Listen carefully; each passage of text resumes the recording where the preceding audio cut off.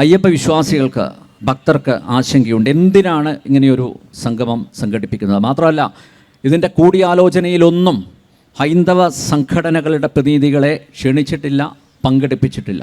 ഇപ്പോൾ പലതും ഗോപ്യമായി കിടക്കുകയാണ്. വളരെ നിഗൂഢമായിട്ട് പലതും അവശേഷിക്കുന്നുണ്ട്. ഇപ്പോൾ സ്വാഭാവികമായി ഈ ഭക്തജനങ്ങളുടെ ആശങ്ക എന്താണ്? അത് താങ്കൾക്ക് നന്നായിട്ട് പങ്കുവയ്ക്കാൻ പറ്റും. ലക്ഷക്കണക്കിന് അയ്യപ്പ വിശ്വാസികളുടെ ആരാധനാ കേന്ദ്രമാണ് ശബരിമല. ആ ശബരിമലയിലേക്ക് കഴിഞ്ഞ കുറേ നാളുകളായി നമുക്കറിയാം, ആ ശബരിമലയിലേക്ക് വരുന്നത് വിശ്വാസികളാണ്. വിശ്വാസികളല്ലാത്തവരാരും മാല ധരിച്ചുകൊണ്ട്, കെട്ട് നിറച്ചുകൊണ്ട്, 18 പടികൾ ചവിട്ടിക്കൊണ്ട് തത്വമസി ദർശിക്കാൻ വരാറില്ല. ആ വിശ്വാസങ്ങൾ സംരക്ഷിക്കുക എന്ന നിലയിലേക്കാണ് ശബരിമലയിലെ ആചാരങ്ങൾ നടന്നു വരുന്നത്. ആ ആചാരങ്ങളുടെ ഭാഗമായിട്ട് നടക്കുന്ന ഒട്ടനവധി കാര്യങ്ങളുണ്ട്. ആ ആചാരങ്ങൾ അംഗീകരിച്ചുകൊണ്ട്, ആചാരക്രമം നിലനിർത്തിക്കൊണ്ടാണ് നാം ശബരിമലയിലേക്ക് വരുന്നത്. ആ ശബരിമലയിലേക്ക് വരുന്ന സമയത്ത് നമുക്കറിയാം, തിരുവിതാംകൂർ ദേവസ്വം ബോർഡ്, ആ തിരുവിതാംകൂർ ദേവസ്വത്തിൻ്റെ കീഴിൽ ഏകദേശം 1300ഓളം ക്ഷേത്രങ്ങളുണ്ട്. ആ ക്ഷേത്രങ്ങളുടെ ഭരണം നടത്തുന്നത് തിരുവിതാംകൂർ ദേവസ്വം ബോർഡാണ്. ആ ദേവസ്വം ബോർഡിൻ്റെ നേതൃത്വത്തിൽ നമുക്കറിയാം, ആ ശബരിമലയിലേക്ക് നടക്കുന്ന ഒട്ടനവധി ആചാര ലംഘനങ്ങളുണ്ട്.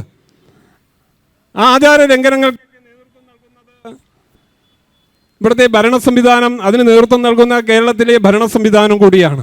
അതിൽ ഏറ്റവും വലിയൊരു ഉദാഹരണം നമുക്കറിയാം, ഈ ശബരിമല ആഗോള അയ്യപ്പ ഭക്തസംഗമം സംഘടിപ്പിക്കാനുള്ള എന്ത് ധാർമ്മികതയാണ് ഈ തിരുവിതാംകൂർ ദേവസ്വം ബോർഡിനുള്ളതെന്ന് വിശ്വാസികളോട് പറയുവാൻ ഇവിടുത്തെ തിരുവിതാംകൂർ ദേവസ്വം ബോർഡ് തയ്യാറാവണം.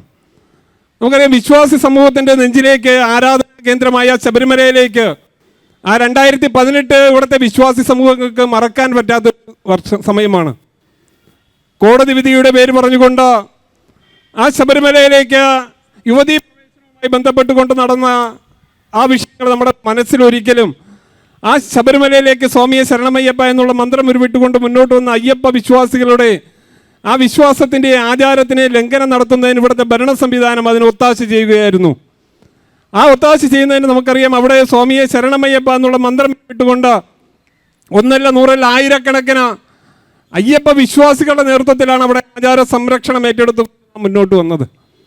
ആ 41 ദിവസത്തെ ആ ശബരിമലയിലെ മണ്ഡല കാലഘട്ടത്തിൽ ആ വിശ്വാസ സംരക്ഷണത്തിന് വേണ്ടിയിട്ട് 5ഓളം പേരുടെ അയ്യപ്പന്മാരുടെ ജീവൻ നൽകിക്കൊണ്ട് കേരളത്തിൻ്റെ ഭരണസിരാ കേന്ദ്രത്തിന് മുന്നിൽ, സെക്രട്ടേറിയറ്റിന് മുന്നിൽ ആ ശബരിമലയിലെ ആചാര ലംഘനം നടത്തിയതിനുള്ള മനോവിഷമത്തോടു കൂടി 20 വർഷമായി ആ ശബരിമലയിലേക്ക് വ്രതമെടുത്തുകൊണ്ട് ആ ശബരിമലയിലേക്ക് ധർമ്മശാസ്താവിനെ സന്ദർശിക്കുന്ന, ധർമ്മശാസ്താവിൻ്റെ ആ ക്ഷേത്രത്തിലേക്ക് പോകുന്ന അയ്യപ്പ വിശ്വാസിയായ വേണുഗോപാൽ ആ ജീവാഹുതി ചെയ്തും ഈ തിരുവനന്തപുരത്തിൽ അദ്ദേഹവും ശബരിമലയുടെ ആചാര സംരക്ഷണത്തിന് വേണ്ടിയിട്ടാണ്. ആ ശബരിമലയുമായി ബന്ധപ്പെട്ടുകൊണ്ട് രഹിന ബാദ്യമയെ പോലുള്ള, കനകദുർഗയെ പോലുള്ള, ബിന്ദു അമ്മണിയെ പോലുള്ള മനീതികളെ, തൃപ്തി ദേശായി ഉൾപ്പെടെയുള്ള വിശ്വാസികളല്ലാത്ത സ്ത്രീകളെ ആ ശബരിമലയിലേക്ക് കയറ്റിക്കൊണ്ട് അവിടെ ആചാര ലംഘനം നടത്താനുള്ള ഒത്താശ ചെയ്ത് ഇവിടുത്തെ ഭരണ സംവിധാനമാണ്. അവിടെ ശബരിമല കർമ്മസമിതിയുടെ നേതൃത്വത്തിൽ, വിശ്വാസി സമൂഹത്തിൻ്റെ നേതൃത്വത്തിലേക്ക് നമുക്കതിനെ പ്രതിരോധിച്ചുകൊണ്ട് മുന്നോട്ട് വരാൻ കഴിഞ്ഞുവെങ്കിൽ, അതിനുശേഷം ഇവിടുത്തെ അയ്യപ്പ വിശ്വാസികളുടെ നേതൃത്വത്തിൽ നടന്ന ആ അയ്യപ്പ ജ്യോതിയോടുകൂടിയാണ് ശബരിമലയിലേക്ക് വിശ്വാസി സമൂഹം മുന്നോട്ട് വരുന്നതെന്ന് മനസ്സിലായ സമയത്താണ് അന്ന് കേരളത്തിൻ്റെ ഭരണ സംവിധാനം അന്ന് ഈ ശബരിമലയിലെ ആചാര ലംഘനത്തിന് ഒത്താശ ചെയ്ത കേരളത്തിൻ്റെ ഇടതുപക്ഷ സർക്കാർ, ആ ഇടതുപക്ഷ സർക്കാരിൻ്റെ നേതൃത്വത്തിൽ ആ ശബരിമലയിലെ അത് കഴിഞ്ഞ തെറ്റാണെന്ന് പിന്നീട് ബോധ്യപ്പെട്ടതിൻ്റെ ഭാഗമായിട്ടാണ് അമ്മമാരുടെ നേതൃത്വത്തിൽ കേരളത്തിൻ്റെ തെരുവോരങ്ങളിൽ അയ്യപ്പ ജ്യോതി തെളിച്ചുകൊണ്ട് വിശ്വാസ സംരക്ഷണം ഏറ്റെടുത്തുകൊണ്ട് ആയിരക്കണക്കിന്, 10,000-കണക്കിന്, ലക്ഷക്കണക്കിന് അയ്യപ്പ വിശ്വാസികളുടെ നേതൃത്വത്തിൽ അയ്യപ്പ ജ്യോതി തെളിച്ച് മുന്നോട്ട് വന്നപ്പോൾ കേരളത്തിലെ ഭരണ സംവിധാനത്തിന്, ഇടതുപക്ഷ സർക്കാരിന് അത് ബോധ്യപ്പെട്ടു. അവസാനം കോടിയേരി ബാലകൃഷ്ണന്റെ നേതൃത്വത്തിൽ, കേരളത്തിലെ കമ്മ്യൂണിസ്റ്റ് സഖാക്കളുടെ നേതൃത്വത്തിൽ നോട്ടീസ് തയ്യാറാക്കി ശബരിമലയിലേക്ക് സംഭവിച്ചത് തെറ്റാണെന്ന് പറഞ്ഞുകൊണ്ട് കേരളത്തിലെ ഹൈന്ദവ ഭവനങ്ങളിലേക്ക് കയറി ഇറങ്ങി നോട്ടീസ് നൽകിക്കൊണ്ട് പ്രചരണം നടത്തിയതും ഈ കേരളത്തിൻ്റെ ഭരണ സംവിധാനമാണ്. അതേ ഭരണ സംവിധാനമാണ് ഇവിടെ അയ്യപ്പ ഭക്തസംഗമവുമായി, ആഗോള അയ്യപ്പ ഭക്തസംഗമവുമായി മുന്നോട്ട് വരുന്നത്. എന്ത് ധാർമ്മികതയാണ് ആഗോള അയ്യപ്പ ഭക്തസംഗമത്തിൽ മുന്നോട്ട് വയ്ക്കുന്ന കാര്യങ്ങളെക്കുറിച്ച് പൊതുസമൂഹത്തിന് മുന്നിലേക്ക് വിശ്വാസികളോട് ചർച്ച ചെയ്യുവാൻ തയ്യാറുണ്ടോ? ഇവിടെ കോടതി ഇടപെടുന്ന ഒരു സാഹചര്യമാണ്. ആ ശബരിമലയിലേക്ക് വരുന്ന സമയത്ത് ആ കോടതിയുടെ കുറേ ചോദ്യങ്ങളുണ്ട്. ആ ചോദ്യങ്ങളുടെ ഭാഗമായിട്ട് മറ്റു വിഷയങ്ങളിലൊക്കെ വരുന്ന സമയത്ത് അടുത്ത കാര്യങ്ങളിലേക്ക് ഞാൻ വരുമ്പോൾ ആ വിഷയങ്ങളിലേക്ക് വരാം. ഇവിടെ ശബരിമലയിലേക്ക് ഈ ആഗോള അയ്യപ്പ ഭക്തസംഗമം എന്ന് പറയുന്നത്, ആ പമ്പ നദീ തീരത്ത് നടക്കുന്ന ആഗോള അയ്യപ്പ ഭക്തസംഗമം എന്ന് പറയുന്നത് പങ്കെടുക്കുന്നവർ എല്ലാവരും വിശ്വാസികളാണോ? എന്താണ് അതിൻ്റെ മാനദണ്ഡം?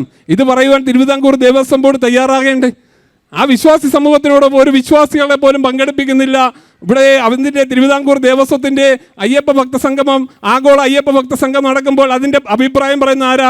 ദേവസ്വം ബോർഡ് പ്രസിഡന്റ് അല്ല, കമ്മ്യൂണിസ്റ്റ് പാർട്ടിയുടെ കേരളത്തിൻ്റെ സംസ്ഥാന സെക്രട്ടറി ഗോവിന്ദനാണ് അഭിപ്രായം പറയുന്നത്. അവിടെ വർഗീയവാദികളെയൊന്നും അവിടെ പ്രവേശിപ്പിക്കില്ല എന്ന് പറയുന്നു. CPIM എന്ന് പറയുന്ന ഈ രാഷ്ട്രീയ പ്രസ്ഥാനത്തിന് ഇതിന് അഭിപ്രായം പറയാൻ എന്ത് ധാർമ്മികതയാണ് ഈ കമ്മ്യൂണിസ്റ്റ് പാർട്ടിയുടെ സംസ്ഥാന സെക്രട്ടറിക്കുള്ളത്? ഇത് വിശ്വാസി സമൂഹത്തിനോട് പറയുവാൻ തയ്യാറാവണം എന്നാണ് ഹൈന്ദവ സംഘടനകൾക്കും ശബരിമല കർമ്മസമിതിക്കും ഇതിനു മുന്നിൽ പറയാനുള്ളത്.